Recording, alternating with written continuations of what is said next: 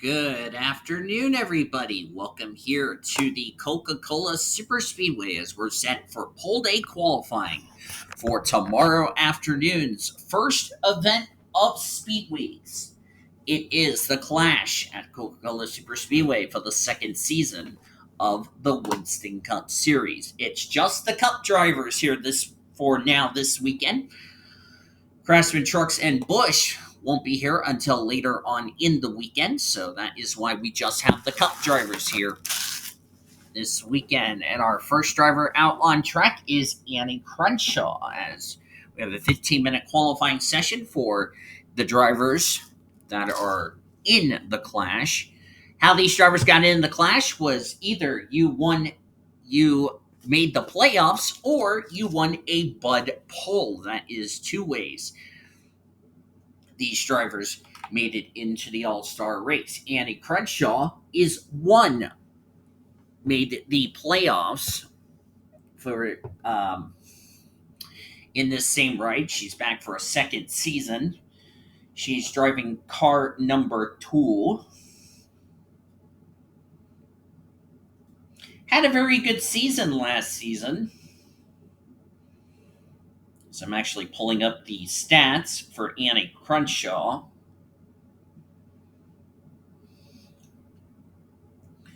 Two wins, 5 top 5s, 11 top 10s, 2 poles, 49 laps led. She made the playoffs. She was unfortunately eliminated from the championship. I think she got eliminated in the second round of the playoffs, but still had a good season nevertheless in the number 2 machine for Penske Racing.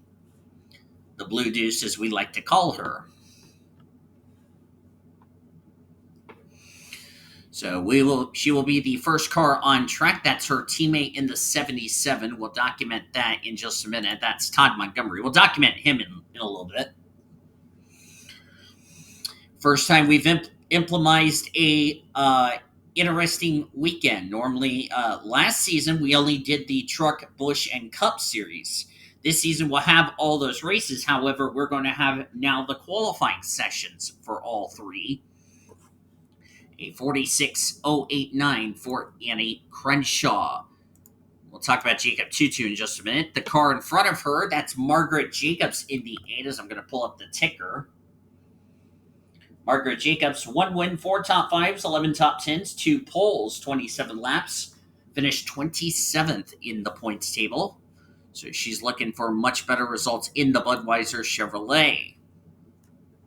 Samantha Granger, same team, new number, new sponsor, new scheme for Season 2, the Jack Daniels Chevrolet. Samantha Granger made it into the playoffs when she drove the number 30. Of course, she has the 30's owner points. 1 win, 4 top 5, 7 top 10s. Made the playoffs, was eliminated from the playoffs. So we'll see how she will do this season. Luigi Cadet in a 1-race deal in the 45 machine. Luigi Cadet had a season to forget, 37th in the points, 1 win, 4 top 5, 7 top 10s, 1 pole, 21 laps. Did find victory lane, but it was, I believe, during the playoffs. We'll have to see how he will do this weekend. Todd Montgomery in the 77, back for a second season.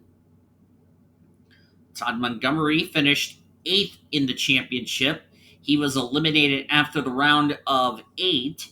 1 win, 5 top 5s, 9 top 10s, 29 laps. Did not have a pole, but was one of the 16 drivers who made it in the chase for the championship. As was Vanko Seaman in the 15. Teammate to Margaret Jacobs in the 8. Seaman made it into the Final 4 to compete for the championship. 1 win, 4 top 5, 7 top 10s, 2 poles, as he ended up finishing 4th in the championship standings. Jerry Harvick in the 18 machine. 2 wins, 4 top 5, 7 top 10s. He was one of the early eliminations in the playoffs. Ended up finishing 16th in the standings. He is locked into the show based off the points. Ben Tennyson, 10th last season, 2 wins, 7 top 5s, 13 top 10s, 46 laps led, 10th in the points. He was also one of the early eliminations in the playoffs last season. Of course, we will not have a playoff format this season. We're going to have the 2011 point system that I like the most, that can make a close championship battle. We'll see how the U.S. Army machine will do. Of course, he is also a driver locked into the show based on last season's points. Look at this gaggle of cars. That's Timmy Turner in the 32, the Tide Ride. You also got Vanko Seaman, the defending, that's Ponzo Albanese, Betty Barrett, Sean Art, Jacob Tutu, Cody Smart. Let's talk about Turner first. He finished 25th in the points, 3 top 5, 7 top 10s, 2 poles, 23 laps led. He did not find victory lane. There's Senor Sean for Robbie Gordon Motorsports, 4 top 5s, 12 top 10s, 2 poles, 8 laps led. Did not find victory lane. He is one of the 35 drivers locked in the show, however, based on last season's points.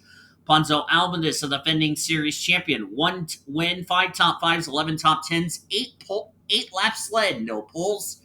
But he was one of the 16 drivers that made it in the chase for the championship. Betty Barrett was eliminated after the round of 8. 2 wins, 8 top 5s, 13 top 10s, 1 pole, 50 laps led. Really impressive for the BAM Racing Dodge driver. Cody Smart, who finished second in the standings, 2 wins, 9 top 5s, 14 top 10s, 2 poles, 43 laps led for the Vermont native. Jacob Tutu, who is that other driver in this pack, is Luigi Cadet, hit a 43.499. That's a pretty good lap. So Luigi's found some drafting. Of course, he had a tough year. Jacob Tutu, 2 wins, 7 top 5s, 13 top 10s, led the series in most poles, 4 to be exact. There's Josephine Bouvier in the 99 machine. Made the playoffs, was eliminated after the round of 16. 1 win, 2 top 5s, 11 top 10s, 3 poles, 51 laps led. She was the next highest in poles. Maddie Crenshaw. If there is one driver who had the season to forget as we're halfway through this session, it's definitely the Motorcraft Ford of Maddie Crenshaw. Of course, she has a new team owner in Ricky Cervantes, replacing the now banned Zachary Taylor. Maddie, 32nd last season, 1 win, 5 top 5s, 11 top 10s, 2 poles. Got a win, but it was during the playoffs. Betty Johnson, 17th in the standings last year, got a pole. 7 top 5s, 13 top 10s, 16 laps led. Did not find victory lane. Hannah Blue Jay, 1 win, 4 top 5s, 8 top 10s, 28 laps led. Didn't win a pole, but was in the playoffs. That's why she's in the clash. Jessica Miller, back for his second season in the 9. 2 poles, 7 top 5s, 9 top 10s. Did not find victory lane last season. Glad to see her back in the 19 Dodge. Matt Crenshaw back out on the track. We've already talked about Vanko Seaman. There's Kevin Joseph. He was one of the 4 drivers eliminated from the playoffs. 1 win, 3 top 5, 6 top 10s, 1 pole, 6th in the points last season. Had a very good season.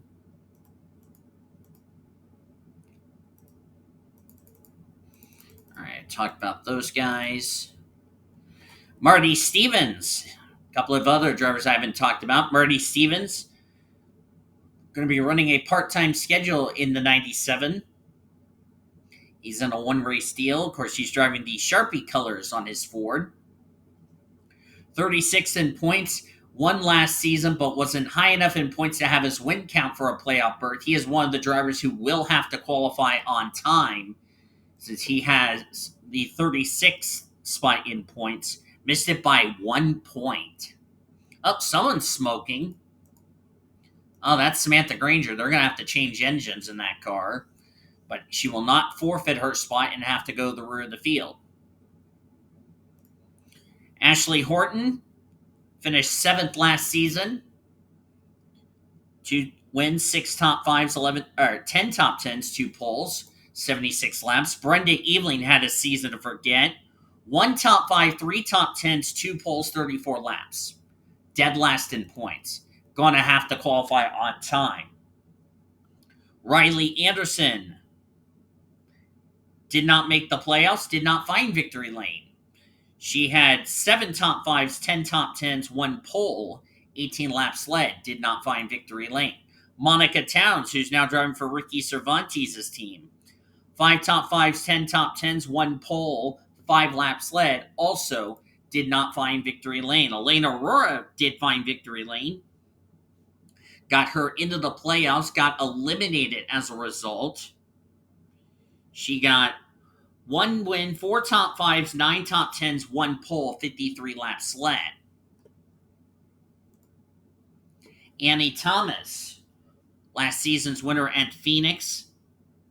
1 win, 2 top 5s, 5 top 10s, 1 pole, 36 laps. Did win at Phoenix, wasn't high enough in points to get her win count for a playoff berth. She did not find victory lane after the All-Star race, so she's got her work cut out for her. That's the fastest driver, Luigi Cadet. As we're looking to see if I forgot anybody else. I'm just scanning through the field just to make sure I got everybody talked about.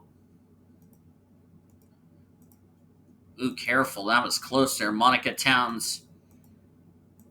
I believe I talked to everybody else, if I'm correct.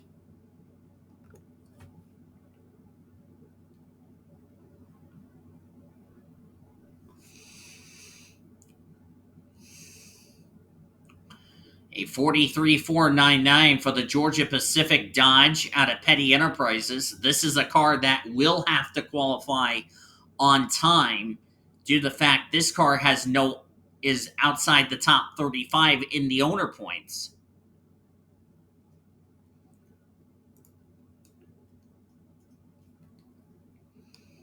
I'm going to have to think I have the 40-60 rule.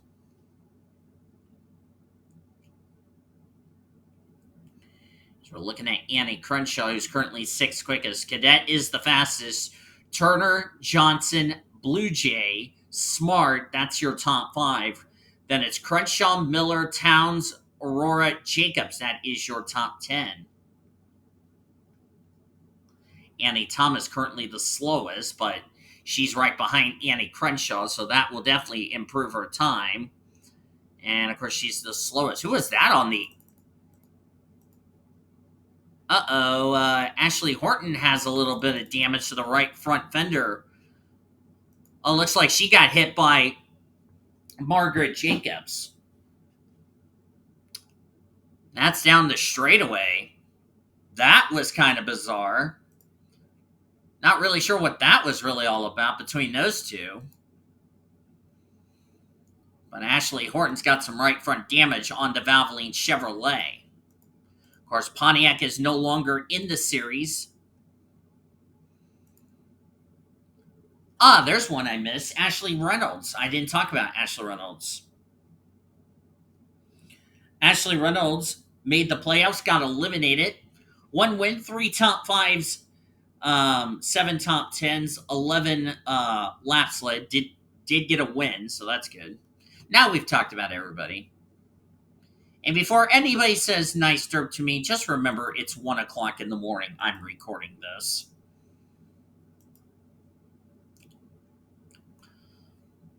I think there's going to be a couple of people who, in this race, definitely going to need to make sure they get in the top, make sure they make the show. This car being one of them. Well, not Riley Anderson. This car right here, the 24, Brenda Eveling, who's going to be back with Hendrick Motorsports. She is one of the drivers. And this is kind of weird seeing Hendrick Motorsports having to qualify on time, knowing they're going to make the show.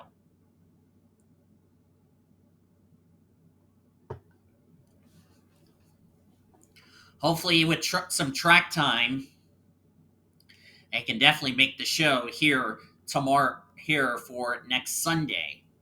There's Kevin Joseph.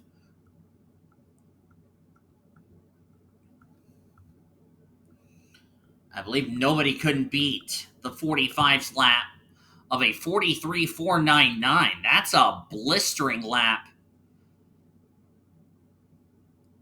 as the 9 of Jessica Miller goes second quickest.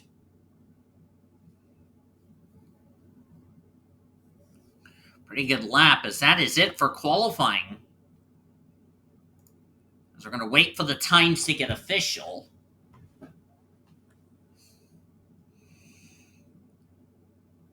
But it's an all Dodge first two rows, shockingly. So the Dodge camp has really stepped up their game from last season. They're picking up right where they left off. So if everything looks correct, Luigi Cadet will start on the pole. Looks like their times are not getting counted, so Luigi Cadet will start on the pole for tomorrow afternoon's race. We'll have that race at 3 p.m. Eastern Standard Time. The Clash.